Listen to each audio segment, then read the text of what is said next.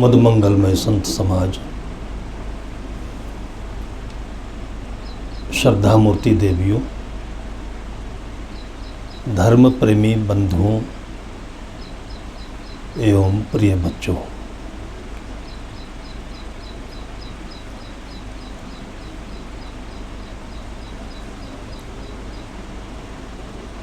जिसे हम सत्संग स्थल कहते हैं, ये कोई गांव नहीं होता है, ये किसी की ज़मीन नहीं होती, ये किसी का घर नहीं होता, जहाँ कुछ नहीं होता, केवल धरती है, आकाश है, दिशाएं हैं और प्रकृति के पेड़ पौधे, वनस्पति, पशु पक्षी हैं।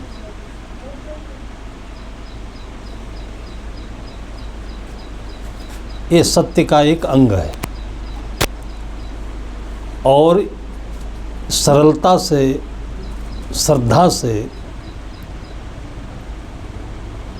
ऐसी जगह पर बैठना, रहना,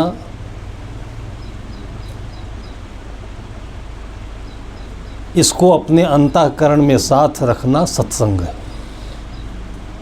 सत्य धन संग बराबर सत्संग। चाहिए सबको ऐसा जीवन जिए। सत्संग ऐसी बात नहीं है कि ये कोई कोर्स है, ये कोई विद्यालय है, किसी धंधे के लिए, किसी लाभ के लिए, किसी शर्त के लिए ऐसी जगहों पर आएँ, पढ़ें, डिग्री लेकर जाएं, पैसा कमाएं। ये सारी बातें जीवन के व्यवहार हैं। जो जीवन में हम करते हैं वो जीवन के लिए ही व्यवहार है। उस जीवन के व्यवहार में भी सत्य होना चाहिए। और कहाँ होना चाहिए? जहाँ से हम व्यवहार शुरू करते हैं, वो आत्मा, वो मन, वो बुद्धि, वो शरीर, वो पूरा जीवन, ये सब सत्य है। सत्य दो प्रकार का होता है। एक बाहर की प्रकृति में बिखरा हुआ है और एक भीतर जहाँ से सब कुछ निकलता है, जो केंद्र बिंदु है जीवन का, वो सत्य है। गुरुजनों ने कहा कि जड़ चेतन दो सत्य है, अति प्रसिद्ध जगमाए, जाके पारख के बिना बंधन छूटत ना है। ये दो सत्य है। ठीक ठीक समझने के बिना जीवन में हम बहुत जगह भटकते हैं, उलझते हैं, हारते हैं, परेशान होते हैं और तब फिर ढूंढते हैं कि सच क्या है, परेशानी क्यों है, दुख क्यों है, उलझन क्यों है। वो चाहे नौकरी के लिए हो, चाहे बच्चों के लिए हो, पत्नी पति में हो, घर गृहस्थी में हो, और उसके बाद कहीं भी ऐसी उलझन हो तो उलझते रहते हैं, दुखी रहते हैं और दुखी होकर, परेशान होकर, थक कर, हार कर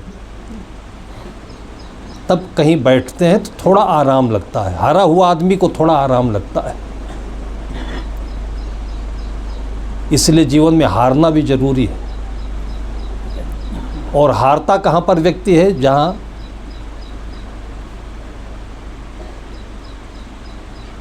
इच्छित रूप से, नियम के बगैर, ज्ञान के बगैर जो पुरुषार्थ करता है, परिश्रम करता है, जोर लगाता है, वहाँ हारता है। राजीव गांधी जब पहली बार चुनाव हारे,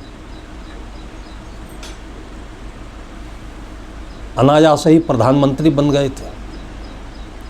अपनी माँ के दिवंगत होने के बाद सहज में प्रधानमंत्री बन गए। और जब पहली बार हारे हैं दूसरे चुनाव में, तो पत्रकारों ने पूछा उस पहले दिन शाम को, अब कैसा लग रहा है आपको? तो बड़ी अच्छी बात उन्होंने कही, जो सच्चाई से सरलता से कही। और ये सरलता सबके होना चाहिए पास में, कम से कम हर माँ बाप के पास तो ये सरलता और सच्चाई होनी चाहिए कि अपने बच्चों को ये चीज़ बता सके। राजीव गांधी ने कहा कि आज मैं नींद भर सोया हूँ।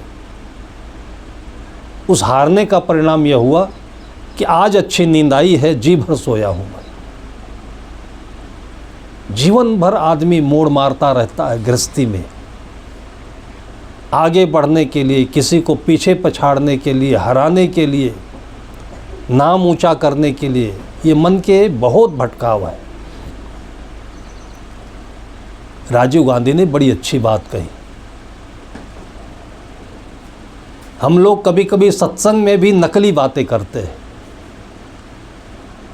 परमात्मा चाहिए, ईश्वर चाहिए, कभी कभी कल्याण चाहिए। कल्याण भी नकली बात है। कोई नहीं कहता कि मुझे गुस्सा ज़्यादा आता है, ये चाहिए कि गुस्सा ना आए। कोई कहता है जो सच होता है, बहुत खरी खरी बोलता वो कहता है।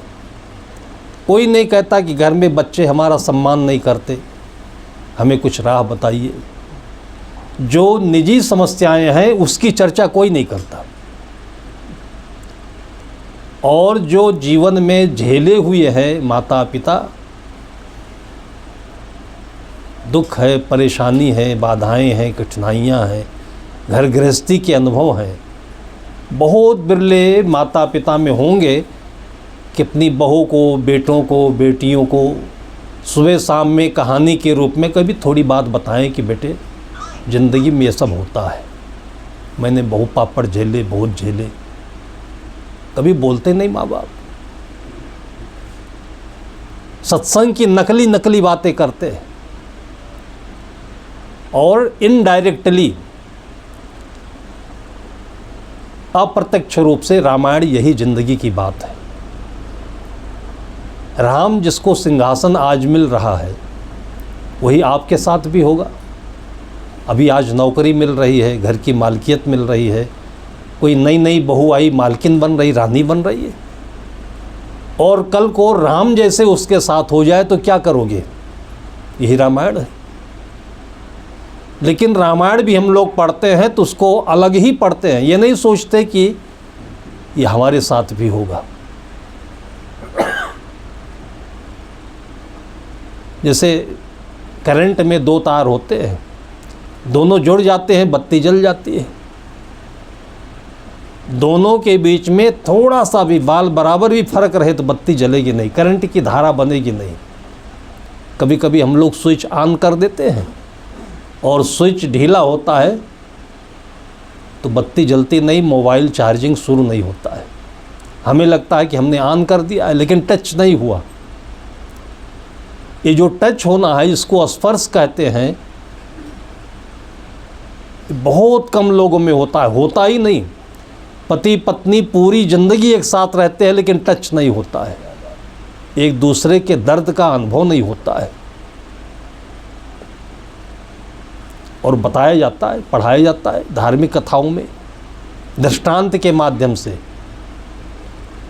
गांधारी जब अफ़गानिस्तान का भाग है जिसको आज कांधार कहते हैं, वो गांधार था, वहाँ से दिल्ली हस्तिनापुर आई है और प्रथम रात्रि में जब अपने पति के पास गई है तो देखा वो तो अंधे हैं। आज ऐसा किसी के साथ हो जाए तो क्या करोगे? कोर्ट है, हाई कोर्ट है, सुप्रीम कोर्ट है, यही तो होता है, डाइवोर्स है। लेकिन ये जिंदगी का साहस नहीं है। फेस करना, जो मिले आपको उसको स्वीकार करके फिर फेस करो, स्वीकार तो करो। और वो गांधारी ने किया, उसने रिएक्ट नहीं किया, उसकी विवेचना भी नहीं की, क्योंकि प्रकृति है, जो बच्चे का जन्म होता है अनचाहे में, वैसे तो उसके कर्मों के परिणाम से होता है। कर्म करने में आपकी चाहनाएं काम कर सकती हैं, कर लेने के बाद फिर चाहना खत्म, फिर भोगो। और वही बच्चे का जन्म है, उसको पता नहीं कि माँ कैसे मिलेगी, पिता कैसे मिलेंगे, घर कैसा होगा, मैं कैसा होऊंगा, बेटी के रूप में होऊंगा कि बेटे के रूप में होऊंगा, कुछ पता है?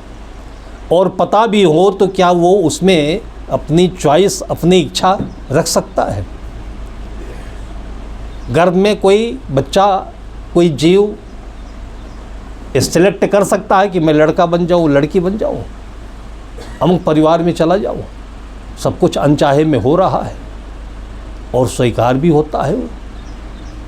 पैदा होते ही कोई बच्चा चिल्लाता नहीं, हल्ला नहीं मचाता, मैं इस घर में कैसे आ गया, मैं लड़की क्यों हो गया, लड़का क्यों नहीं हुआ, कोई करता है? स्वीकार है। ऐसे ही शादी में क्यों नहीं स्वीकार कर लेते? ये सूक्ष्म बात है। हालांकि दिमाग सबके पास है तो ये मुश्किल है समझना सबको। नए लड़के तो बिल्कुल नहीं समझेंगे। आप लोगों में से कोई ज़िंदगी जी कर अनुभव पाया हो तो भले समझे। इस सामने आई हुई चीज़ को हम कैसे एक्सेप्ट कर लें?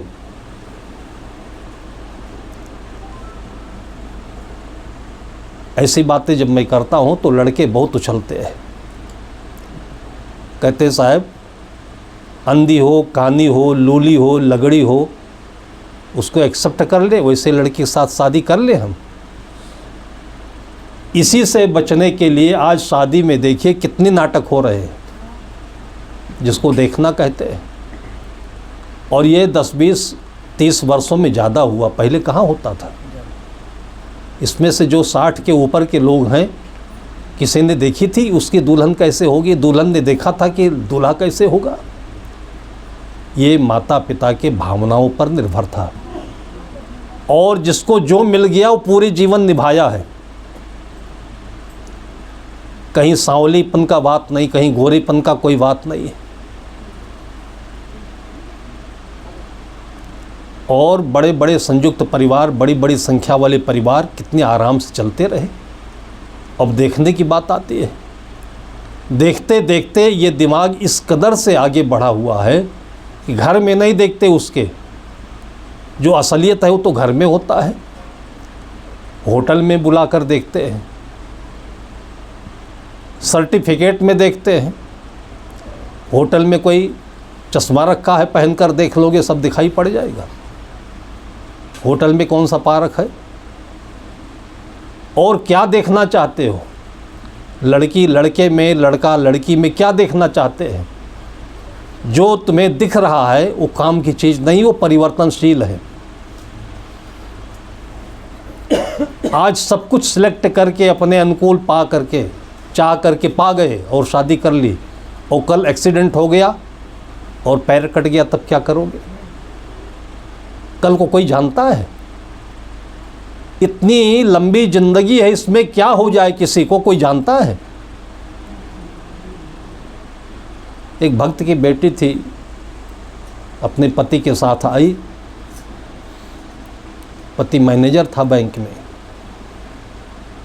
तो उस बेटी को बहुत कम उम्र में मैंने घर पर देखा था। चेहरा सुंदर था, चमकीली थी। सब कुछ बदल गया। मैंने कहा कि रेखा तू तो पहले जैसे नहीं दिखती अब। उसने कहा साहब मैं जो दिखती हूँ ये भी ठीक नहीं है। आप देख रहे हैं कि ये साड़ी बढ़िया है, ये शरीर बढ़िया है, इसमें कुछ बढ़िया नहीं रह गया। 2-3 बच्चे की माँ हो गई और कहती कुछ नहीं बढ़िया रह गया। उसने कहा ये मेरा पूरा जीवन भार है धरती का, मेरे पतिदेव को मैं परेशान कर रही हूँ। ऑपरेशन हुआ था, पेशाब की थैली, टट्टी की थैली सब बाहर आ गई। ज़िंदगी भर चल रही, कैंसर हो गया था, सब बदलना पड़ा। यही सब बोल रही थी कि मैं बाहर हूँ। पति के आंखों में आंसू आ गए। उसने कहा, साहब ये ज़िंदगी नहीं है, ये शरीर नहीं है, ये रोगी नहीं है, बीमार नहीं है, मेरे बच्चों की माँ है ये माँ है, इतना पर्याप्त है मेरे लिए। ऐसा कौन बोल सकता है जिसने अंतर की आत्मा को देखा है, सत्य को देखा है। उसने उससे पूछा कि कुछ भी तेरे लिए, इलाज के लिए, खाने पीने के लिए, रहने के लिए कभी कोई तकलीफ हुई? दोनों रोने लगे। उसने कहा कि सब कुछ इन्होंने मुझे दे दिया, लेकिन मेरा प्रारब्ध है। तो जिसे प्रारब्ध कहते हैं, उसी के आधार पर ये ज़िंदगी बनी है, तो इसको लेकर चलना पड़ेगा, ये कैसे भी हो। गोस्वामी जी कहते हैं कि तुलसी ये संसार में सबसे मिलिए धाय। तुलसी ये संसार में दुख सुख सबको होए, ज्ञानी काटे ज्ञान से, मूर्ख काटे रोए। जब जिंदगी काटनी ही है तो कैंसर ही क्यों न हो गया हो। अभी हमारे एक मिलने वाले अच्छे बड़े सेठ हैं और बड़े नियमित, कोई रविवार बाकी नहीं कि बिना बंदगी किए वो जलपान करते हो। और अभी उनको थोड़ा सा कैंसर का कहीं रिपोर्ट आया है और तब से थोड़ा मैंने उनसे बातचीत ज़्यादा बढ़ा दी। लेकिन जैसे पहले खुश रहते थे, हंसते थे, वैसे अभी भी हंस रहे हैं। ये भक्ति की शक्ति है, ये आत्म चैतन्य की चैतन्यता है। वहाँ पर रहकर ज़िंदगी जियोगे तो जो कुछ भी पाओगे वो हीरा है, वो ताकतवर है और हर क्षण खुशी है। लेकिन मन और बुद्धि को जन्म लेने के बाद में नौकरी में, ज़मीन में, पैसे में, बाहर के ये सब बनावटी चीज़ों में फंसा लेते हैं। मिलता है तो खुश, नहीं मिलता है तो नाखुश, और पूरी ज़िंदगी इससे द्वंद्व में हम नरक बना लेते हैं जीवन को। गांधारी ने कहा कि जो मेरे पति 7 फेरे मैंने इनके साथ लगाए हैं और संकल्प लिया कि सुख में सुखी और दुख में दुखी, दोनों में सहभागी बनूंगी, और यदि आज इनको जीवन में देखने का सुख नहीं है, आंखें नहीं है, तो मैं संकल्प लेती हूँ। उसने अपनी साड़ी से चेर निकाली, आँखों पर पट्टी बांध ली, बजाय डाइवोर्स करने के, मायके भागने के, प्रतिक्रिया करने के, संकल्प लिया कि पूरे जीवन मैं आँखों से सुख नहीं चाहूँगी और इनके जीवन के साथ कदम में कदम मिलाकर चलूँगी। ये जीवन का आदर्श है। अपने साथ हो जाए तो जीवन का सत्य ये नहीं है जो हम इच्छाओं के आधार पर सोचते हैं, चलते हैं, बढ़ते हैं, ये सत्य नहीं है। हमारा सोचा हुआ कभी भी ब्रेक हो सकता है, हमारा पाया हुआ कभी भी खो सकता है, ये सत्य नहीं है। जो हो रहा है, जो मिल रहा है, ये सत्य है। इसमें किसी को शिकायत नहीं होनी चाहिए। ईश्वर के नाम से, माता पिता के नाम से, उन्होंने ऐसा नहीं किया मेरे साथ में, पति के नाम से, पत्नी के नाम से, बच्चों के नाम से। और इसलिए एक धार्मिक मंत्र है वैष्णव परंपरा का कि राम राम राम राम राम राम कहिए, जाहे विधि राखे राम, ताहे विधि रहिए। क्योंकि जो चैतन्यता है वो पूर्ण है। और वैसे भी इसको विस्तार से देखें तो ज़िंदगी है क्या? शरीर है, मन है। मन में शरीर और चैतन्यता दोनों है। कुछ आप सोच सकते हैं और कुछ जो कुछ मिल रहा है उसको देख सकते हैं, दृष्टा हो सकते हैं। और एक ये जो स्क्रीन होता है, जो मंच पर मंचन होता है, जिसे नाटक कहते हैं, तो उस पर लोग मंचन करते हैं और सामने लोग बैठ करके उसको देखते हैं। ऐसे ही पूरा संसारिक मंचन है। ये प्रवाह की तरीके से बह रहा है, एक क्षण भी कहीं रुकाव नहीं है। न उम्र में है, न पद में है न धन में है, लेकिन इसको हम अपने अंदर के ज्ञान की आँखों से देखें तो समझ में आता है। इसी को पारख कहते हैं।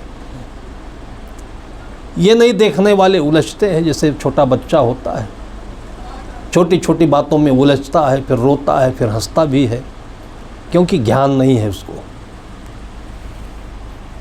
तो आज जो सत्संग में हम चर्चा करते हैं वो केवल यही है कि जहाँ पर आप अपनी आँखों को लगाए हुए देख रहे हैं वहाँ से अपनी आँखों को हटाएं, इच्छा की आँखों को वो हटाएं, और जो ज्ञान है, चैतन्यता है, वहाँ पर बैठें और वहाँ से देखें तो चलचित्र की तरह से, एक नाटक की तरह से सब आपको दिखेगा। वो भले ही आपके अनुकूल हो चाहे प्रतिकूल हो, इच्छानुसार हो या अनिच्छा से हो, स्वीकार करिए उसको आप। इसलिए छोटा भी सुखी रहता है, और ज़रूरी नहीं कि जो बड़े हो गए वो सुखी ही हों। बड़े के पास ज्ञान है तो भी सुख है, छोटे बड़े का कोई अंतर नहीं रह जाता है, क्योंकि ये जीवन के नियम ऐसे हैं कि आप 2 रोटी से अधिक कितना खा जाओगे। रोटी गेहूं की होगी, बाजरे की होगी, सोने की होगी नहीं। लोगों के घरों में रेड पड़ी और लोग कागज़ के नोटों को सोने में और हीरे मोती में बदल बदल करके तहखानों में लोगों ने रखा। देखा, थोड़ी देर के लिए सुकून माना, गुदगुदी लगी, लेकिन ये अपने साथ बहुत बड़ा धोखा है, छल है। इनको देखो और इसी में मन को कील की तरह से चुभाए रखो तो पीड़ा झेलना है। इसमें कुछ भी नहीं है। उससे ठीक तो यह है कि आप ऐसा खाओ कि शरीर स्वस्थ रहे, तो शरीर तो कम से कम में स्वस्थ रहता है। हम किसी के घर में थे तो सुबह थोड़ा सा एक मुट्ठी चवैना ले लिया, एक गिलास शरबत पी लिया, फिर दोपहर में 2 बजे के आसपास में 2 रोटी ले ली, सब्जी ले ली, शाम को फिर वही थोड़ा सा जलपान ले लिया। तो जिनके घर में था वो अच्छी पोस्ट पर थे, अभी यंग थे, अच्छा खाते थे, घर में भी खाते थे, ले भी जाते थे, बाज़ार से मंगा कर भी खाते थे। उनको लगा कि साधु लोग इतना कम खाते हैं और दिखने में लाल लाल गोरे गोरे, लगता है कि इनका हीमोग्लोबिन छलक रहा है। उनको बड़ा वहम हुआ, भ्रम हुआ, संदेह हुआ कि चुरा कर खाते ज़रूर है ये लोग। हम लोग सुबह बाहर टहलने के लिए जाते थे तो बाग बगीचा मिले तो 2-3 घंटे वहीं बैठते थे। भोजन कर लिया, फिर बाग बगीचे चले गए, वहीं पढ़ाई लिखाई किया, वहीं बैठे, शाम को आए। तो सुबह टहल करके जब आए तो देखा बिस्तर सब उल्टा पलटा है। तो हमें लगा कि कुत्ता तो आया नहीं, क्योंकि दरवाज़ा बंद है। निश्चित है कि ये दरवाज़ा खुला होगा, कोई इंसान ही आया होगा, आदमी। लेकिन घर वालों से कह नहीं सकते, घर वाले कहेंगे चोरी लगी। 3 दिन 4 दिन रहे उसके घर में। जब चलने का दिन आया तो उस आदमी ने सच्चाई से, ईमानदारी से बताई कि साहब आप असली बता दीजिए, खाते क्या हैं आप। तो मैंने कहा तुम्हारे सामने खाते हैं। उसने कहा मुझे विश्वास नहीं पड़ रहा है, मैं इतना खाता हूँ और फिर भी अंदर से कमज़ोरी लगती है, हमेशा कुछ न कुछ बीमारी दिखती है, और 3-4 दिन में आपने जो खाया है मुझे तो नहीं विश्वास लगता कि इतने से इतनी ताकत हो सकती है, इतना स्वास्थ्य मिल सकता है। तो मुझे कहा विश्वास नहीं होता तुम्हें। कहा आपके आसन पर जाकर साली झोली देख डाला, आसन पलट डाला, झोली में भी कुछ नहीं मिल रहा है।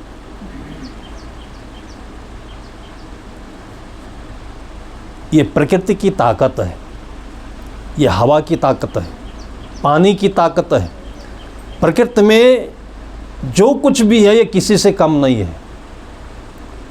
लेकिन हमारा मन मानता नहीं कि जब तक वो 500 का 2000 का नोट नहीं हो तब तक कुछ नहीं है। ये नोट तो बनावटी चीज़ है, ये हमारे मन का माना हुआ है कि हम देंगे तो आप ये वापस करेंगे। उस नोट में कुछ नहीं है और ये चीज़ समझना पारक है। इस चीज़ को समझेंगे और मान कर चलें कि केवल एक है हमारा आपका कंडीशन है, एक समझौता है। नोट जो है ये समझौता है, जो हीरा सोना चांदी ये समझौता है।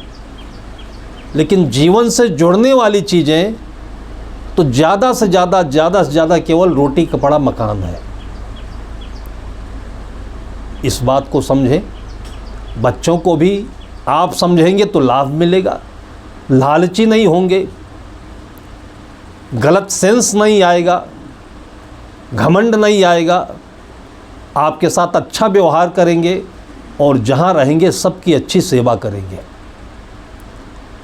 आज देखिए कलेक्ट्रेट में मैं जाता हूँ, देखता हूँ लोग जाते, आप भी जाते होंगे। कोई समय था, मुंशी प्रेमचंद की कथा आप लोगों ने कोई पढ़ी हो तो नमक का दरोगा एक कहानी है। देहात का लड़का था और मुश्किल से पढ़ा, नौकरी पा गया, दरोगा हो गया। और अंग्रेज़ों का ज़माना था तो अपने आवास पर था, तो रात में कुछ हलचल हुई तो उसे लगा कि कुछ ब्लैक मार्केटिंग हो रही है। तो जो सेठ था वो रात में उस समय नमक कंट्रोल में था, तो उठ करके गया तो बैलगाड़ियाँ लदी नमक की चली जा रही थी। कहाँ जा रहा है? कहा सेठ जी की गाड़ी है। उसने सबको रोक लिया, ब्लॉक कर दिया, चालान कर दिया। सेठ ने बहुत धमकी दी, पैसे का लालच दिया, उसने कुछ नहीं माना। और उसके बाद फिर वो सेठ कोर्ट में जाकर के इतना पैसा दिया कि अंत में इस दरोगा की नौकरी चली गई। घर चला आया।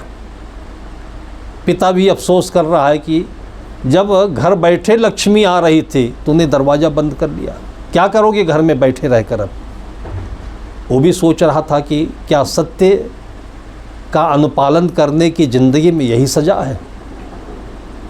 और ये चीज़, ये द्वंद्व आप लोगों के जीवन में, सबके जीवन में कभी न कभी आएगा, पक्का आएगा। वो भी यही सोच रहा था। नौकरी चली गई, आराम से ज़िंदगी जीते, फ्री में पैसा मिल रहा था। 2-4 दिन ऐसे बीते, फिर एक दिन सेठ आ गया। वो उसने पहचाना नहीं, बैठाया, बातचीत हुई। उसने कहा कि मैं आपके यहाँ एक ऑफ़र लेकर आया हूँ।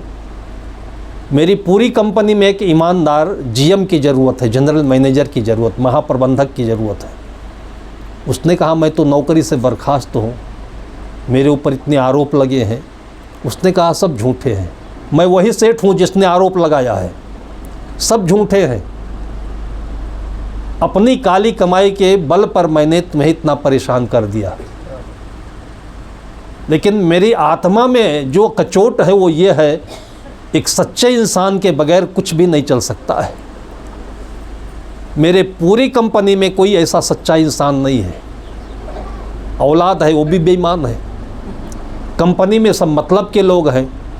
तुम हीरा हो, मुझे तुम्हारी ज़रूरत है, और जितनी तुम सैलरी चाहो ये चेक ले लो और इसको भर के लेते रहो। ये सत्य की महिमा है। इसलिए कहते हैं कि सत्य परेशान हो सकता है लेकिन परास्त नहीं होता है। ये मन है और समाज ऐसे है कि बचपन से माता पिता यदि संयमित जीवन जिए, जो सही है वो खाएं, जो सही है वो करें, अच्छा काम करें, बढ़ कर के करें, खूब करें, लेकिन जिससे जीवन सरल राह पर चले, सुखी रहे, स्वस्थ रहे, मन बढ़िया रहे, तो जीवन स्वर्ग है। वो करना यही पड़ेगा आखिर में। कोई ज़रूरी है कि ये काम जिसे संयम कहते हैं, अनुशासन कहते हैं, नियम कहते हैं, साधु ही करे। जैसा कि लोग कह देते हैं, अरे महात्मा जी आप लोग कर सकते हो, हम लोग कहाँ, गृहस्थ आदमी हैं।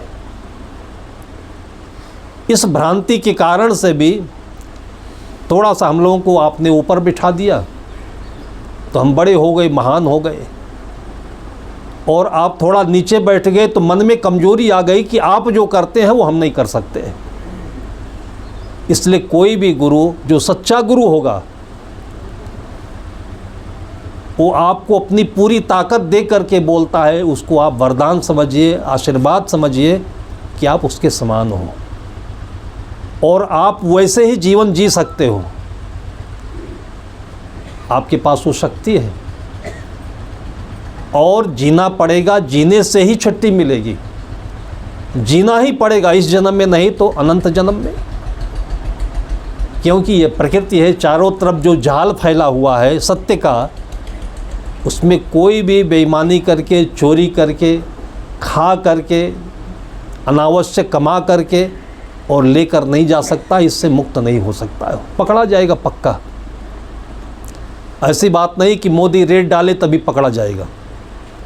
अगर जिसके घर में रेड नहीं पड़ी, राजा जय सिंह थे उस समय, ऐसी कोई व्यवस्था नहीं थी। और आज भी जाइए देखिए, राजा जय सिंह का किला दिखाई पड़ता है। अपार संपत्ति, पूरे भारतवर्ष में सबसे धनवान राजाओं में एक हैदराबाद का निजाम और दूसरा जयपुर का जो राजा था जय सिंह, वो माना जाता था। अपार हीरे मोती। लेकिन जब उम्र आ गई और सब कुछ छूटने का अफसोस सताने लगा, छूट जाएगा, क्या करें हम। ये माना हुआ मन की जो मूर्खता है, इतना ये मन को तकलीफ़ देता है, छूटेगा, क्या करें इसे। उसने सोने चांदी मोतियों के मिले जुले कर चादर बनवा ली कि कुछ तो हमारे काम में आ जाए। फिर चादर क्या करे वो। बताते हैं कि उसके हीरे मोती बैंक के लॉकर में जमा होते थे। रानी महीने में एक बार जाती थी और लाकर खोलती थी, पूरे आभूषण पहनती थी, बहुत बड़ा शीशा लगा हुआ था, कुर्सी पर बैठती थी, शीशे में अपने को देखती थी। ये मूर्खता नहीं। अगर आँख ना हो और सोने की आप लॉकेट पहन ले, अच्छा लगेगा। दांत ना हो, आपके सामने गुलाब जामुन रखे हों और मसूड़ों में पस आ रहा हो, अच्छा लगेगा। लेकिन कैसे कैसे मन सोचता है, वो अपने आभूषण पहन करके अपने को देखती थी और फिर बैंक बंद होने के टाइम आ जाता था तो सब निकालना पड़ता था, फिर छोड़ के चले आना पड़ता था, मर के चली गई। राजा वो साल बनवा लिया, लेकिन करे क्या। फिर उसके मन में आया कि और क्या कर सकते हैं। मरने के बाद लोग कफन उड़ाते हैं, उसने कहा कुछ ना हो तो ये साल ही ओढ़ कर चले जाएंगे। ये बाहर की आसक्ति और बाहर का ये धन वैभव जो माना हुआ है, ये मन को कभी भी ज्ञान पर टिकने नहीं देता है और शांति से बैठने नहीं देता, जीने नहीं देता है। जिसके पास नहीं है उसको कभी कल्पना भी नहीं इन चीज़ों की, उनके पास है इसलिए मन कल्पित हो रहा है। तो उसने अपने बेटे को बुलाकर कहा कि बेटा मेरी बात, मेरी इच्छा है, मानोगे। उसने कहा बाबूजी क्यों नहीं मानेंगे। कहा मैं मरूं तो कफन से नहीं, इस चादर से मुझे ढकना तुम। पिता ने कहा बाबूजी कैसी बात करते हैं आप, आपका सब कुछ है, केवल इतने के लिए आप संदेह क्यों कर रहे हैं। बेटे ने बात स्वीकार कर ली, लेकिन ये मन संदेह का घर है, इसलिए पिता पुत्र धन के बीच में कभी ईमानदार नहीं हो पाते, क्योंकि पिता को अपनी आसक्ति है और पुत्र को अपनी आसक्ति है। पुत्र भीतर भीतर इंतजार करता रहता है कब इनका इंतकाल हो, कब ये ऊपर जाएं। उसको धैर्य नहीं है कि जब ये छोड़कर चले जाएंगे तो हम कौन पकड़े बैठे रहेंगे, क्योंकि आपने उसको ज्ञान नहीं दिया, वो आंखें नहीं दी कि सुख इस चीज़ में है ही नहीं। और सूत्र रूप में सतगुरु कबीर साहब ने कहा कि ई माया है चूहड़ी और चूहड़ों की जोए, बाप पूत अरुझाई के संग न काहू हो। इसी में बीपी भी हमेशा हाइपर रहता है, शुगर भी नीचे ऊपर आता जाता रहता है, रात में नींद भी नहीं आती ठीक से, सपने भी बहुत खराब होते हैं। जो जीवन के स्वाभाविक गुण है उससे भी हम वंचित रह जाते हैं, जो अपना है। राजा का मन फिर नहीं माना, उसने कहा मैं मर जाऊं और बेटा मेरी बात न माने तो क्या करूंगा मैं। तो एक दिन वो सुबह के समय स्नान करने के बाद प्राणायाम वगैरह करता था, तो प्राणायाम करके उसने अपनी सांस खींच ली, लेट गया। पर जब जलपान आया तो देखा राजा साहब तो दिवंगत हो गए, सांस नहीं चल रही है। कोहराम मचिया घर भर में। राजा साहब गए, परलोकवासी हो गए। फिर अर्थी बनने की तैयारी हो गई। इस बात का पता किसी को नहीं था, लेकिन प्रधानमंत्री को राजा ने बता दिया था कि बेटा मेरी बात न माने तो प्रधानमंत्री मनवाएगा। जब उसकी अर्थी बनने लगी तो कफन मंगाया गया। तो प्रधानमंत्री ने कहा कि राजकुमार लगता है कि बेईमानी करेगा। उसने राजकुमार के कान में जाकर बोला कि बाबूजी ने कुछ कहा है। कहा तो था, वो चादर उड़ा देना। लेकिन इसमें अब बाबूजी कहाँ रह गए हैं, तुम भी मूर्खता जैसी बात करते हो। और ये सब राजा लेटे लेटे सुन रहा था। ये सुनने के बाद तब उसको गुरु मंत्र का ज्ञान हुआ, तब आंखें खुली, तब उठ के बैठ गया। अब लड़का भी शर्मिंदा हुआ। वही नहीं शर्मिंदा हुआ, राजा भी शर्मिंदा हुआ कि मैं इसे संतान को जन्म दिया हूं। जब पूरा परिवेश यही बनाए हो तो जैसे जैसे माई बाप वैसे होकर लड़का। तो आज आप अच्छा कर्म करोगे तो आपका जो सुखद परिणाम यह होगा कि आपको शांति मिलेगी और आने वाली पीढ़ी सुखद है। कितने पीढ़ियों में यह बात चलेगी। धन तो प्रारब्ध के अनुसार आता है जाता है, आपकी इच्छा से और कमाई से नहीं होता है। हम लोग जिस दिन घर छोड़े, कोई कल्पना भी नहीं थी। गुरुदेव जी के पास कोई मठ मकान नहीं हुआ करता था। लगभग 20 वर्ष तक हम लोग ऐसे ही, ये पेड़ पौधे लगे हुए हैं। उत्तर प्रदेश में बाग बगीचे बहुत होते थे और जो भीतर का आनंद है वही दिखता था, वही साथ रहता था। और सामान्य घर है, गरीब घर है, कभी कभी तो उनके घर में भी हम लोग रहे, आसन लगाए। कुछ जगह नहीं, लेकिन दिल में जगह अधिक है। तो जहाँ जानवर बांधे जाते थे, वो जानवर को थोड़े समय के लिए बाहर बाग में रख दिया, जगह साफ की, पैरा बिछाया, उसमें रहे हम लोग। कभी ऐसा एहसास नहीं हुआ कि हमें गद्दा चाहिए, कंबल चाहिए, कोई चीज़ की कमी चाहिए। क्योंकि जब से अपने भीतर का सुख मिला, और ये सुख उस दिन को याद करने से तत्काल अपने भीतर में स्थित हो जाता है, जिसको मृत्यु कहते हैं। तो सबसे बड़ा मूल मंत्र मृत्यु है। मृत्यु अभी आ जाए तो क्या है आपका। और सब कुछ करते हुए, लेते देते हुए, जीते हुए आप अपने मृत्यु को साथ में रखें तो काम बढ़िया होगा, बेईमानी नहीं होगी, चिंता भी नहीं होगी, और आपका सुखद परिणाम बच्चों को भी मिलेगा, आपके साथियों को मिलेगा। ऐसे लोगों के पास में लक्ष्मी अपने आप दौड़ करके आती है। कहते हैं छप्पर फाड़ करके बरसती है। कोई अच्छा ऑफिसर हो, कोई अच्छा डॉक्टर हो, यदि वो रिश्वत नहीं लेता है, पैसे की तरफ नहीं देखता है, तो मरीज उसके घर में छप्पर फाड़ करके अपनी चीज़ें रख जाता है।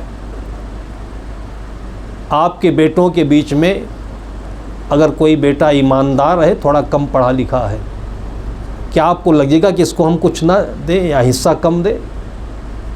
अगर वो ईमानदार है, चाहता नहीं है, हलचल नहीं करता, झगड़ा नहीं करता है और बंटवारा होता है, तो सबसे पहली आप की दृष्टि उस बेटे के लिए, आपकी भावना उस बेटे के लिए होगी जो संतुष्ट है।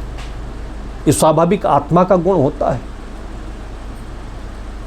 ऐसा ही जीवन जीने के लिए संतों ने ये व्याख्या की है। कल्याण में हम लोग भटकते हैं, संसार में भटके। अभी 2-3 दिन पहले हिसार में एक 40-45 की उम्र का व्यक्ति आया, मालीगिरी करता है। आया, बैठा, मैंने पूछा कुछ पूछना हो तो बताओ। उसने कहा कि अपना कल्याण करना चाहता हूँ, बताइए। मैंने कहा कल्याण किसे कहते हैं? उसने कहा कल्याण बताइए। 2-3 बार वही बोलता है, कल्याण बताइए, कल्याण कैसे हो बताइए। एक आम तौर से जो लोग बोलते हैं, जैसे परमात्मा है, आम तौर के शब्द हैं, ध्यान है आमतौर का शब्द है। कितने लोग आते हैं बोलते हैं ध्यान सिखाइए, तो मैंने कहा जैसे हो उसमें ध्यान नहीं है क्या? अपने घर में रहते हो तो कभी ऐसा हुआ है कि दरवाज़ा इधर है और खिड़की से कूदने लगते हो? कभी ऐसा हुआ है? पत्नी थाली परोस करके इधर लाई सामने रखी हो, वो आप पीछे मुड़कर खाने लगते हो? कभी ऐसा हुआ है? जब ध्यान नहीं होता तो आप थाली का भोजन रोटी उठाकर कैसे खाते? आप अपने दरवाजे से कैसे निकलते? यही ध्यान आपका हर जगह रहे, दूसरों के सामने, अपने सामने, बच्चों के सामने। पहले ज्ञान, फिर ध्यान, फिर ध्यान, फिर ज्ञान। ये दोनों एक दूसरे के पूरक हैं। भाई ध्यान तो आपकी एक शक्ति है, मन की ताकत है। वो किधर जा रही? गलत जगह जा रही। जैसे पीने वाले जो ठेके होते हैं तो एक जुमला लिख करके, कोटेशन लिख करके वो बोर्ड लगाए होते हैं, उसमें आपने पढ़ा होगा आपका ध्यान किधर है। बड़े अच्छे शब्दों में, अक्षरों में लिखे रहते हैं बड़े बड़े, आपका ध्यान किधर है। मधुशाला तो इधर है।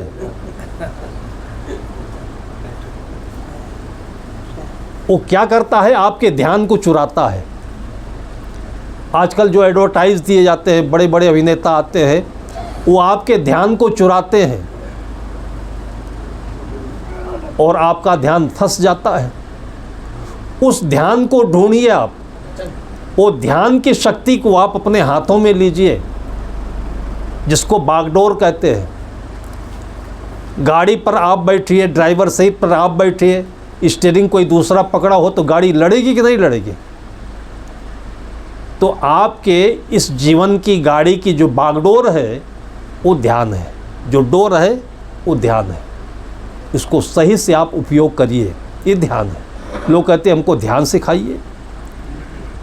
ये समझा जाता है, ये जिया जाता है, और संतों के पास बैठना, जाना, आना जाना ही सीखना है। ऐसे संत हुए, जैसे हम भाग्यशाली हैं कि हमको ऐसे संत, ऐसे गुरु मिले। सद्गुरु विशाल देव का नाम आप लोग सुनते होंगे। भाई मध्यम परिवार में जन्मे, और एक बार उनके घर के सामने छप्पर के नीचे एक संत प्रवचन कर रहे थे। कभी कभी आया करते थे। उनको अपने काम करने में बड़ी रुचि थी, बड़ी लगन थी। जैसे आदमी दौड़ रहा हो, उससे पूछे कहाँ भाई, क्यों जल्दी, कहाँ दौड़ रहे हो? कहाँ हमें पता नहीं।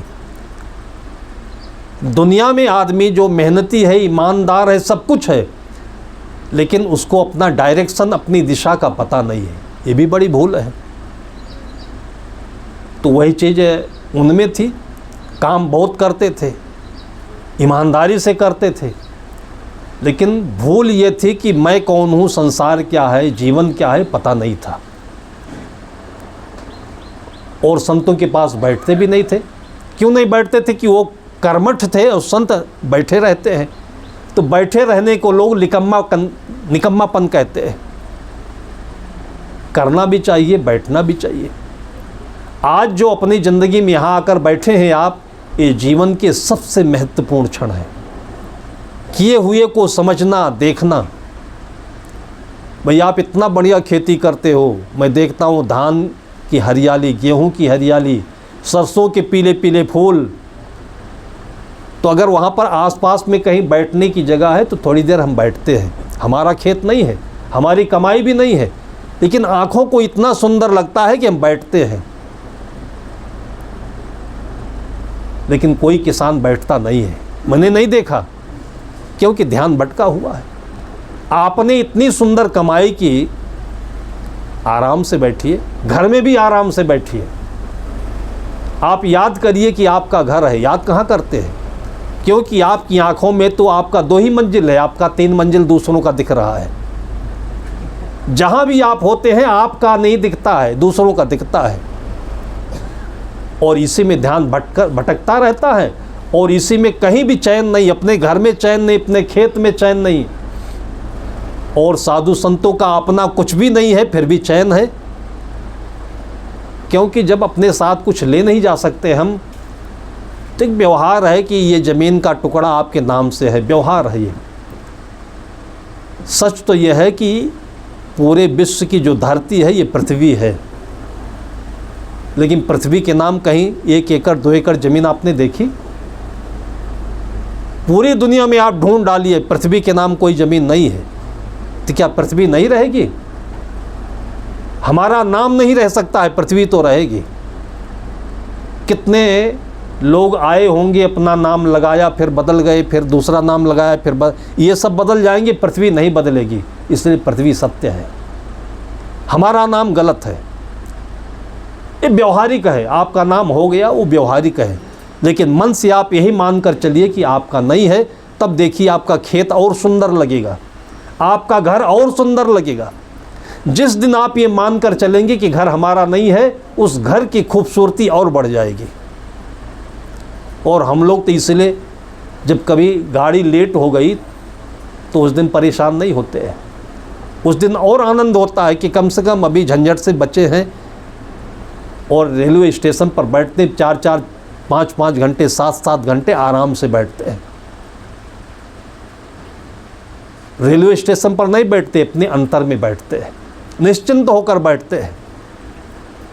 आपके खेतों में बैठते हैं, बगीचे में बैठते हैं। महावीर जी अभी बहुत 50 लाख रुपए लगा करके उन्होंने गार्डन बनाया है, बनाया उन्होंने, खर्चा उन्होंने किया, हम लोग बैठाए।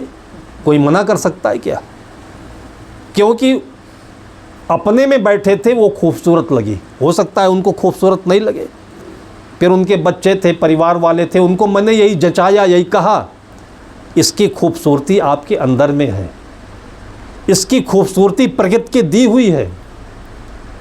आपका मन डाइवर्ट हुआ होगा, घूम गया होगा, नहीं तो पैसे बहुतों के पास, ज़मीन बहुतों के पास, लेकिन सब कबाड़ पड़ा रहता है, झंझट रहता है।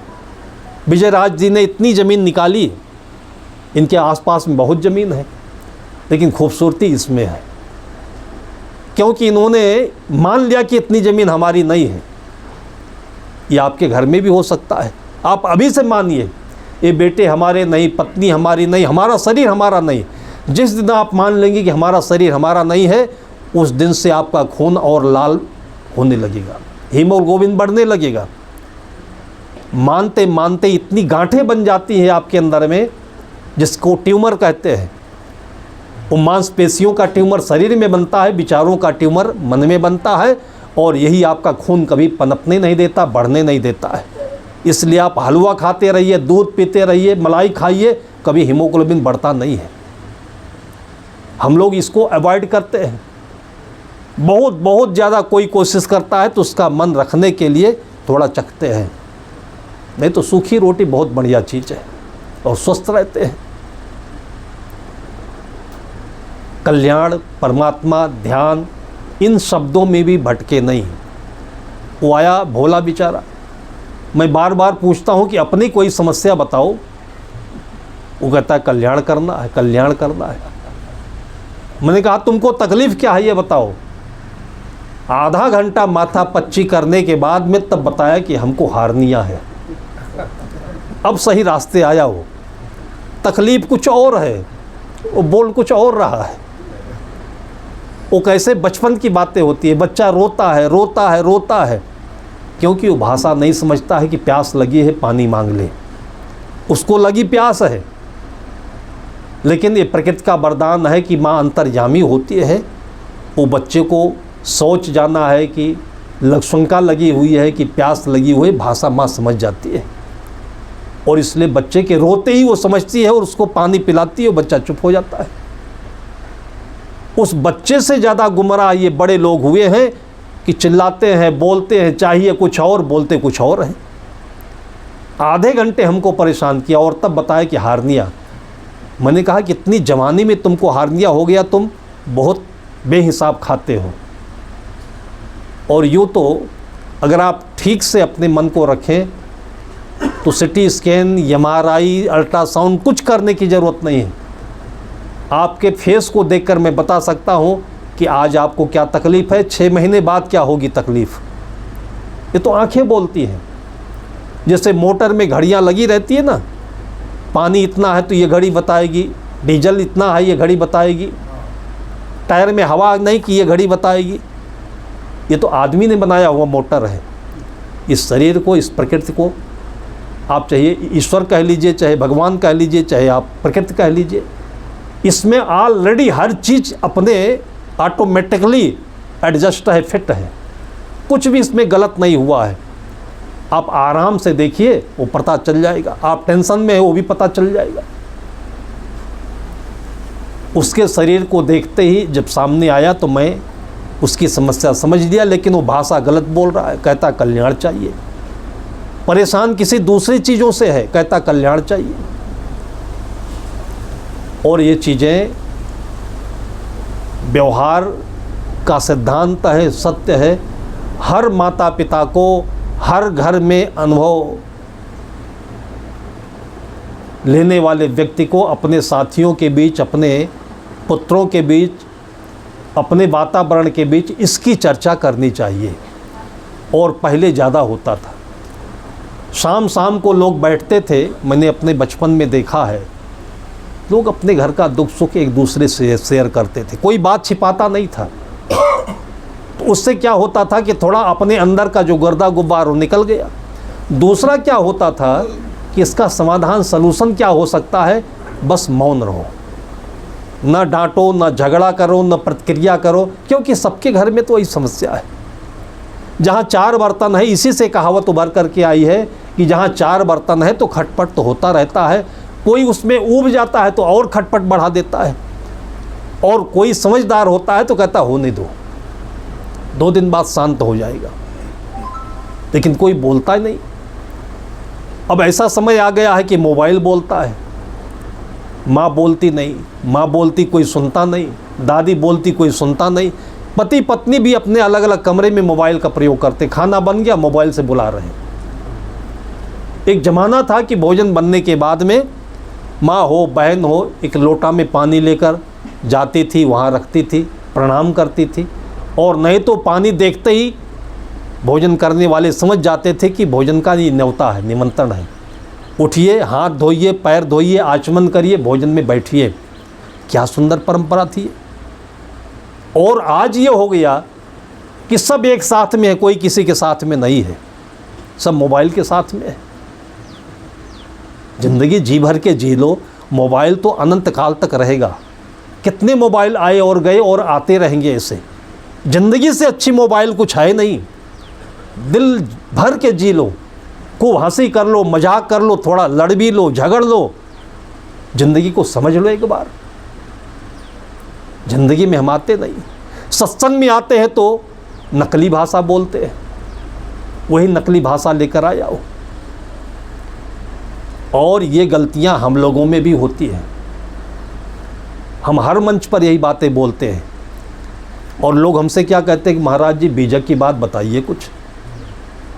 वो भी यही कहा।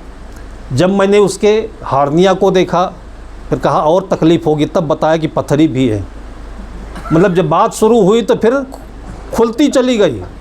इतने हजार परेशानियां लेकर बैठा हुआ है, और फिर हमसे कहता है कि महाराज जी हमको बीजक कहाँ मिलेगा। मैंने कहा ये बताओ, बीजक मिल जाएगा तो हार्निया ठीक हो जाएगी, पथरी निकल जाएगी। बीजक का अर्थ भी लोग यही समझते हैं, केवल बीजक।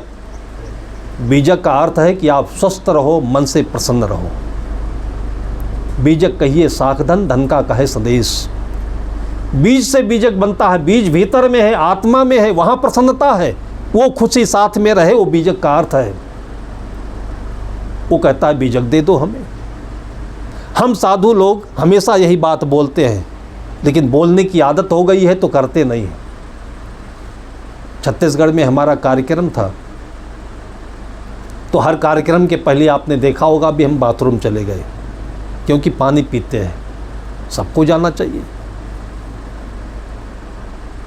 और ये चर्चा सबके बीच में इसलिए करते हैं कि सबसे सस्ती चीज़ है और सबसे बड़ा रसायन है, दवा है, पानी पीना चाहिए कम से कम 10 गिलास। लेकिन परिपाटी ऐसी है, प्रचलन ऐसा है कि 10 बोतल कोल्ड ड्रिंक पी लेंगे, 10 डिब्बा फ्रूटी पी लेंगे, लस्सी पी लेंगे, पानी नहीं पिएंगे। पानी का दुनिया में कोई विकल्प नहीं है, हवा का कोई विकल्प नहीं है, चाहे एसी हो चाहे कूलर हो, इसलिए थोड़ी देर के लिए बाहर आइए। ये सत्य है। सत्य केवल चैतन्य नहीं है, जैसे हम पार्क के लोग चेतन चेतन करते घूमते हैं, जड़ को फालतू कहते हैं। जड़ भी सत्य है, चेतन भी सत्य है, लेकिन इसका जो वास्तविक स्वरूप है उसको समझिए। शरीर में धूप लगनी चाहिए, ये भी सत्य है, हड्डी मजबूत होगी।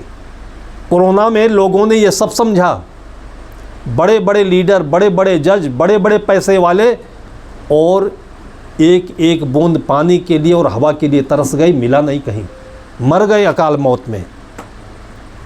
और जो देहात में काम करने वाले पीठ पर सारी धूप दोपहरिया की सह लेते थे, कोरोना का बाप भी उनका कुछ नहीं बिगाड़ पाया, क्योंकि ये तपाता है आपको, कि खून को आपको जलाता है, आपकी बीमारियों को निकालता है।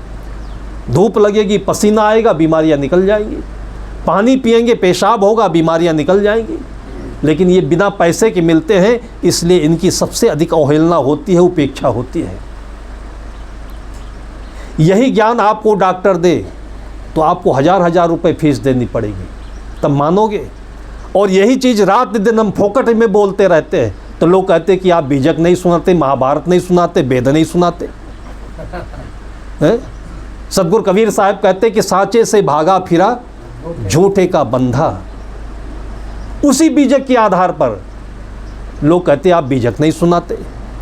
हम बीजक नहीं, बीजक की व्याख्या सुनाते हैं, बीजक का सार सुनाते हैं, जो आपके सिद्धांत, आपके जीवन में सिद्धांत बन करके आपके जीवन को स्वर्ग बनाएगा। ये बीजक का अर्थ है। वो कार्यक्रम में थे, हमारा अनाउंस हो रहा था कि अभी आ रहे हैं साहब जी। मैं निकला कि बाथरूम चला जाऊं, और घरों में क्या होता है कि घर लोग बहुत पैसा लगाकर बना लेते हैं, करोड़ों, लेकिन बाथरूम में वो ध्यान पता नहीं कहाँ भटक जाता है। दो तीन चीज़ें मैं देखता हूँ कि उसमें आदमी बहुत कंजूसी कर देता है। छत बना लेगा, रेलिंग नहीं बनाएगा। अगर कोई गिर गया तो जितना घर में पैसा लगा हुआ है सब चला जाएगा। जीना बनाता है, रेलिंग नहीं लगाता है। बाथरूम बना लेता है, लेकिन बाथरूम के दरवाजे सही नहीं लगाता है, उसी में पैसा बचाता है। प्लास्टिक का बाथरूम था, वो प्लास्टिक का दरवाज़ा था बाथरूम में, और खोलते बंद करते में वो हैंडल कहीं निकल गया होगा। सब नकली काम होते हैं ये। अब हम भी ध्यान नहीं दिए, गए तो कई बार उसमें, और दरवाजे को अंदर जाकर बंद कर दिया। बाथरूम लोकसंख्या से निवृत्त हुआ। अब उसको खोलने की बारी आई तो ऐसा वो चिपक गया था दरवाजे में कि कहीं से भी वो खींचने की जगह नहीं रह गई, और वो टाइट होकर चिपक गया। उसको हिलाएं तो हिले नहीं हो, और कोई पकड़ने की जगह नहीं रह गई। अब उधर बुला रहे हैं कि साहब जी आ रहे, साहब जी आ रहे।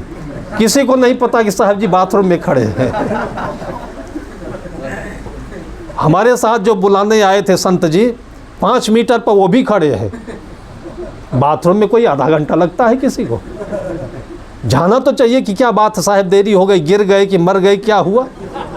सब के साथ में है, कोई किसी के ध्यान में नहीं है, दिल में नहीं है, जुड़ाव में नहीं, लगाव में नहीं है। ये माता पिता का धर्म है जो अपने बच्चों को पालती है, लेकिन पढ़ाई के कारण से उनका भी धर्म विचलित हो रहा है। मैंने देखा है कि हरियाणा में जिस दिन बच्चे का जन्मदिन था उस दिन बच्चा बोरवेल में गिर गया। कैसे चला गया बोरवेल तक? जिस दिन उसका जन्मदिन है माँ को पता नहीं कि मेरा बेटा कहाँ है। और आप कोई कुत्ता कुतिया हो, कहीं बच्चा दी हो, और आप पहुँच जाइए उसके बच्चे के साथ, दौड़ करके आपका टांग नोच देगी वो, कहीं भी आसपास में हो, लेकिन उसकी निगाह, उसका ध्यान अपने बच्चे पर होता है। ये ध्यान है ये। लेकिन न माँ में है, न पिता में, न भाई में, न बहन में, किसी को किसी का दर्द पता नहीं है। ये ज़िंदगी मिली, माँ बाप ने पूरी सल्तनत हमको दे रखी है, दे दी है, देने वाली है, फिर भी ध्यान नहीं कि मेरे पापा को कोई तकलीफ़ है, कोई दर्द है। वो हमारे लिए बेचैन है और हम अकड़ रहे हैं। केवल रोटी दे देने से थोड़ी होता है, उसके दिल को देखो, दर्द को देखो, और नहीं देखोगे तो तुम्हारा बेटा भी नहीं देखेगा। ये कमाई है अपनी, और इसी में सोना है, इसी में हीरा है, इसी में मोती है। किसी के दिल पर एक बार बैठ जाओगे तो वो एहसास होगा कि उस दिन जैसे अच्छी नींद नहीं आएगी, उस दिन जैसे आपका दिल कभी खुश नहीं होगा। और केवल माँ बाप के साथ नहीं, किसी के साथ ऐसा कर लो। ऐसा ही करने के लिए तो पति पत्नी का ये जोड़ा होता है, एक रिहर्सल है, एक ट्रेनिंग है कि दो जने मिल करके आपस में एक अच्छी ज़िंदगी जी लो। जो अच्छे पति होंगे, जो अच्छी पत्नी होगी, वो सारी दुनिया के लिए अच्छे होंगे, क्योंकि उसको सबके दिल का पता है। जो एक अच्छा माँ बाप होता है वो केवल अपने बच्चों के साथ नहीं, सभी के बच्चों के साथ वो दर्द देखता है। क्योंकि ये आपका जो घर है, घर नहीं है, एक प्रयोगशाला है, ये ट्रेनिंग सेंटर है, जहाँ से आपको दर्द मिलता है और दर्द की दवा मिलती है। और वो माता पिता, वो भाई बहन सारे संसार में जा कर के सबके दर्द को पहचानते हैं और अपने माता पिता का यश कीर्ति बढ़ाते हैं। मोबाइल में, पैसे में, नौकरी में, दुनिया की चीज़ों में आदमी का मन भटका हुआ है, किसी के दिल पर नहीं है। मैं बाथरूम में था, मैं सोच रहा था कि जो हमारा साथी है वो भी नहीं बाहर से खोलता, कुछ धक्का देता। फिर उसमें जो हैंडल का छेद था जिसमें पेंच और स्क्रू लगता है, फिर मेरी उंगली पतली है, फिर मैंने उसको उंगली डाल करके फिर खींचा, तब खुला वो दरवाज़ा। तब मैं उसके पास पहुंचता है कि साहब बड़ी देरी हो गई। मैंने कहा कि आप पूछ रहे हो, जब बाहर आ गया था। तब मैंने उसको बताया कि देखो ध्यान रखना, ये दरवाज़ा ख़तरनाक है, इसको ठीक से बंद नहीं करना, हल्का सा खुला रख करके। और वैसे तो होना ही चाहिए, कभी भी बाथरूम में, लैट्रिन रूम में सिटकिनी या लॉक करके नहीं अंदर बैठना चाहिए। कोई आ ही जाएगा तो क्या करेगा आपका? क्या ज़बरदस्ती चढ़ जाएगा आपके ऊपर? यही तो देखेगा कि ये सुनका में बैठे हैं, शौच में बैठे हैं। ये अंदर से लॉक करने में कितने बच्चे चले गए, कितने बूढ़े चले गए, मर गए उसी में, और बच्चों को पता नहीं है। 2-2, 4-4 घंटे पड़े रहे उसी में, और तोड़ना पड़ता है। भाई बाहर से तो आप लॉक कर दो तो आप खोलकर अंदर चले जाओगे, अंदर आपने लॉक कर दिया, किस लिए या लॉक कर दिया? आप बाहर चप्पल रख दीजिए अपना, कुछ और इशारे हो जाए कि बाहर कोई अंदर गया हुआ है। लेकिन लॉक क्यों करते हैं? ये आपके बंधन की सबसे पहली पहचान है। आज तक कोई सोचता ही नहीं। हमने यहाँ तक देखा है कि जिस रूम में हम आसन लगाए हुए हैं उसी में अटैच बाथरूम बना है, हम वहीं बैठे हैं, और कोई आदमी जाता है वो अंदर से बंद कर लेता है। मैंने कहा जब हम बैठे तो काहे को बंद कर लिया भाई? लेकिन ये बंद करना आदमी के अनादिकाल के इस कर्म में, वासनाओं में बंधन बन करके बैठ गया है। वो आदत है आदमी की, सोचता नहीं, ध्यान नहीं देता है। कई चीज़ें हैं, मैंने देखा है, आप लोग प्रसाद लाते हो, सेब है, संतरा है, तो झिल्ली में लाते हो, और बांधने वाला भी है, आप भी देखते हो, वो भी देखता है। उसको गांठ को इतनी टाइट करके बांध देते हो कि जैसा लगता है कि अब ये कभी खुलेगा नहीं, 7 जन्म तक नहीं खुलेगा ये। आपको भी पता है कि अभी ले जाएंगे तो इसको खोलना पड़ेगा, उसको भी पता है कि ले जाएंगे तो खोलना पड़ेगा, तो इतने कस के काहे बांटते हो, गांठते हो? और मेरा मन ये होता है कि जब ये आपका केला, संतरा, सेब काम में आ जाए तो झिल्ली भी काम में आ जाए। आखिर झिल्ली में पैसा दिया आपने, पैसा आपका है, लेकिन हमें दर्द होता है कि आपका एक नया पैसा, आपका पुरुषार्थ, आपकी श्रद्धा, आपका जीवन निरर्थक नहीं जाना चाहिए। इतनी छोटी छोटी बातों में जो हमारा मन जाता है, मैं सोचता हूँ कि आपको भी यही है। आप क्यों नहीं सोचते हो? बांधने वाला क्यों नहीं सोचता है कि इसको खोलना है? हमें लगता है कि आदमी कमर की पेटी बांधता होगा तो भी ऐसे ही बांधता होगा, आदमी बेल्ट बांधता है तो भी ऐसे बांधता होगा। और इसी का दुष्परिणाम है कि आए दिन दुर्घटनाओं में लोग वहीं बैठे बैठे जल करके खाक हो जाते हैं।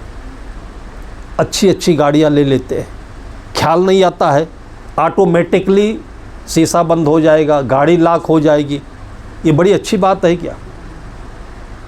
हमारे यहाँ उत्तर प्रदेश में एक मंत्री जी, और उसमें हमारे भक्त के बेटे भी थे, उनके पीए, और ऑटोमेटिक गाड़ी थी, और रेलवे क्रॉसिंग के ऊपर चढ़ गई, और क्रॉसिंग के ऊपर जैसे चढ़ी वैसे बंद हो गई, और बंद हो गई तो स्टार्ट नहीं हुई। अब जो दरवाज़ा खुले नहीं, क्योंकि लॉक था वो ऑटोमेटिक था। अब देख रहे हैं कि वो ट्रेन आ रही उधर से। अगर ये पुराने ज़माने की गाड़ी होती तो हैंडल खोलकर उतर जाते कि नहीं, भग जाते कि नहीं। देखते देखते और वो धुंधवा करके वो गाड़ी आई और एक बार धक्के में और सबको उड़ाकर लेकर चली गई। ऐसे तो हम लोग बैठते हैं आराम में, इस तरीके से हम मशगूल हो जाते हैं, डूब जाते हैं कि इसकी प्रतिक्रिया क्या होगी, इसका साइड इफ़ेक्ट क्या होगा, कभी हम सोचते नहीं हैं। फिर मैंने अपने साथी को बताया, भाई अब इसमें जाना तो सावधान रहना। उसने कहा साहब मैं भी कल फंस गया था। मैंने कहा तुम फंस गए थे, बताए क्यों नहीं भैया आपसे। फिर हमारे 2-4 और साथी थे, मैंने कहा उनसे भी बता दूँ। हम 5 लोग साथ साथ चलते थे, 5 फंसे थे बारी बारी, कोई किसी को बताया नहीं था। ये आपके घर में गृहस्थी में भी होता है, कोई किसी को अपने जीवन का दुख दर्द खतरा ये सब कुछ कोई किसी से बताता नहीं है। रात दिन बातें होती रहती, फालतू की बातें होती रहती है। सत्संग में भी यही फालतू का अर्थ होता रहता है, जिससे आप परेशान हो, जिससे आपको बेचैनी है, जिससे आप दूसरों को परेशान कर रहे हो, वो कभी किसी के बीच में चर्चा, क्योंकि वो शान के खिलाफ है। हमारे घर की बात कोई कैसे जान जाएगा तो हमको शर्म आएगी। जब सारी दुनिया में एक कहावत कहा जाता है कि हमाम में सब नंगे होते हैं। हमाम जानते हैं, जो बाथरूम में नहाने वाला टब होता है, कपड़ा निकाल करके तब लेटते हैं, कहते हैं उसमें नहाना होता है। हमाम में सब नंगे होते हैं, इसका मतलब कि अपने घर में सब नंगे हैं। किसके बेटे ऐसे नहीं, किसकी पत्नी ऐसा नहीं, किसका पति ऐसा नहीं, किसके झगड़ा नहीं, इसमें शर्म की क्या बात है। सबके घर में वही है, वो सब छुपा रहे हैं। जब तक ये चीज़ खोलोगे नहीं तब तक मुक्ति नहीं मिल सकती है, यहाँ से भी नहीं और वहाँ से भी नहीं। और छुपाने का मतलब और खोलने का मतलब ये भी नहीं। किसी घर में मैंने देखा है कि पहुँचे नहीं अभी और माँ बैठी, बाप बैठे और बच्चे बैठे हुए हैं, बस बच्चे की बुराई शुरू कर दिया, बहू की बुराई शुरू कर दी। जब खोलते हैं तो इस कदर से खोलते हैं तो कहते हैं नंगा ही करके छोड़ेंगे उसको। इसको नहीं कहते खोलना। रहीम जी कहते हैं कि अपने दर्द की बात, अपने दुख की बात कभी भी किसी से खोलकर मत कहिए। सदगुरु प्रेम साहब ने भवयान टीका में कहा है, गुर से कपट मित्र से चोरी, की हुए निर्धन की हुए कोढ़ी। माता पिता और गुरु ये 3 ऐसे ब्रह्मा विष्णु महेश हैं, देवता हैं कि जिनके सामने कभी भी झूठ नहीं बोलना और कभी भी अपने अंदर की बात को छिपाना नहीं, कभी अपने दुख दर्द को छिपाना नहीं। ये व्यवहार का नियम है और ये जीवन का सिद्धांत है। यही एक गलती की थी दुर्योधन ने। आप लोगों को वो आख्यान याद होगा, 18 दिनों का जब युद्ध पूरा हो रहा था, अंतिम दिन का युद्ध था और दुर्योधन से होना था और भीम से होना था, गदा युद्ध होना था। और ये पक्का पता था उसकी माँ को, गांधारी को, कि ये भीम मार डालेगा गदा करके। तो उसने जो एक संकल्प लिया था कि अपने पति के प्रति उसको एक वरदान मिला था कि ये तुम्हारी आँखों में जो ज्योति समाई है, तुमने जो तपस्या की अपने पति के साथ रह करके, जिस दिन ये पट्टी खोलेगी और जिसको भी देख लोगी वो पूरा शरीर उसका वज्र का हो जाएगा, अमर हो जाएगा। ये आख्यान है कि माँ ने अगर सचमुच में अपने गृहस्थी को पाला है, बच्चों के साथ तपस्या की है, पति के साथ तपी है और वो अपने बेटे के सिर पर हाथ रख दे तो बेटा कभी भी कहीं जा कर के दुखी नहीं होगा। पिता जिसने अपने गृहस्थी में तप की है, भक्ति की है, गरीबी में तमाम पापड़ बेले हैं, कठिनाइयाँ उठाई हैं, वो अगर बेटे को चाह लेगा तो बेटा कभी दुखी नहीं रह सकता है। इसका प्रभाव पड़ता है। इसलिए कभी भी अपनी परिस्थिति से किसी को घबराना नहीं चाहिए, छोटा नहीं समझना चाहिए। आज आपको यह अवसर है तपस्या करने का, आप छोटे नहीं हो। आप बीजक की याद करिए कि आपके भीतर में सब भरा है लेकिन अभी वो अंकुरित नहीं है, उगा नहीं है। बीजक बीज सबसे बनता है। जैसे एक छोटा सा पीपल का बीज है, इसको देख कर के आप छोटा मान लेते हो, घबरा जाते हो, इतनी छोटी चीज़ हमारे नसीब में आ गई। आप उसके भीतर नहीं देखते हो कि इसको आप जमने दीजिए बस, और उसके बाद देखिएगा कितना विशाल वट वृक्ष होगा, ये पीपल का वृक्ष होगा। ये इसको बीजक कहते हैं। आप अपनी गरीबों को लेकर डूबते रहते हो, बच्चा एक बार फेल हो गया उसको लेकर डूब जाते हो, उसके भीतर में इस फेल होने के बाद में और कितनी छलांग ऊंची होगी उसको नहीं देखते हो। दुर्योधन अपनी माँ के पास गया शाम के समय। नियम था कि हर शाम को जहाँ कैंप होता था वहाँ अपने परिजनों के पास बैठते थे, बातचीत करते थे, कल की योजना बनाते थे। जब दुर्योधन माँ के पास गया तो माँ ने उसको एक शर्त दिया कि बेटे कल तुम्हें युद्ध में जाना है, तो युद्ध में जाने से पहले तुम मेरे पास वैसे ही आ जाना जैसे बचपन में आया करते थे। बचपन में दो तरीके का होता है, एक तो मन से नंगा होता है, दूसरा शरीर से भी नंगा होता है। तो उसके कहने का आशय था कि मन से निर्मल होकर के, निर्मल चित्त होकर के आना, तो इस धर्म युद्ध में कभी तुम्हारी हार नहीं होगी, गृहस्थी में कभी भी तुम कहीं दुख नहीं पाओगे। दुर्योधन को उसने शर्त लगा दी, दुर्योधन ने बात सुन ली।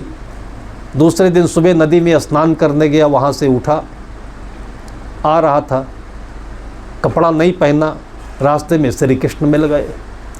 पूछने लगे, मित्र आज तो तुम अजीब जैसा दिख रहे हो, तुम मर्द आदमी, तुम जवान आदमी और सब कपड़े निकाल कर नंगे कहाँ जाते हो? उन्होंने सच्चाई बता दी कि मेरी माँ ने ऐसे बुलाया है।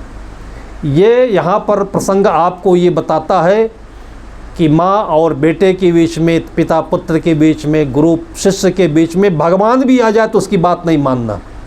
माँ वो ताकतवर शक्ति है, पिता वो ताकतवर शक्ति है। इनके बीच में जब तीसरा चौथा आता है तब घर में क्लेश पैदा होता है, कलह पैदा होता है, फिर उसको कोई दूर नहीं कर सकता है। ये पिता पुत्र के संबंध को दर्शाता है। ये श्री कृष्ण की बात को नहीं मानना चाहिए था, लेकिन श्री कृष्ण ने कहा कि तुम इतने नहीं बेशर्म हो गए, कम से कम अपनी इज्जत तो ढक लो। फिर केले का पेड़ देख करके उसकी पात का लंगोटी बनाकर पहन लिया। माँ के पास पहुँचा, माँ ने फिर पूछा, बेटे मैंने जो कहा था वैसे आ गई? कहा हाँ। और उसने अपनी पट्टी खोली, पूरा शरीर देख लिया। उसके बाद वो आहत हो गई कि बेटा तुमने कभी पिता की बात नहीं मानी, माँ की बात नहीं मानी, अब तुमको कोई बचा नहीं सकता है। पूरा शरीर तो वज्र का हो गया, लेकिन जहाँ पर केले के पात से ढका हुआ था वो कच्चा रह गया। वहीं पर वो भीम का गदा पड़ा हुआ था, वहीं से मर गया वो। एक दृष्टांत है ये, परिजनों के बीच में, एक दूसरे के विश्वास के बीच में एक दृष्टांत है ये बहुत बड़ी कथा है। लेकिन इसको हम लोग अनर्गल में ले लेते हैं। नई नई पढ़ाई पढ़ रहे हैं और दिमाग से बहुत कमज़ोर हैं। आज देखिए कोटा में पढ़ने वाले जो डॉक्टर बनेंगे, इंजीनियर बनेंगे, देश को चलाएंगे, और छोटी छोटी बातों को लेकर देखिए हर साल मैं देखता हूं कि 40-50 बच्चे आत्महत्या कर रहे हैं कोटा शहर में। कहीं न कहीं माता पिता की भी कमजोरी है। वो अपने बच्चों के मनोभाव को नहीं पहचानती, खाना पीना नहीं देखती, सड़ा सड़ा खाना खा रहे हैं, तेल में डूबा हुआ सब्जी खा रहे हैं, और इससे लीवर कमज़ोर होता है। लीवर कमज़ोर होगा तो दिमाग कमज़ोर होगा।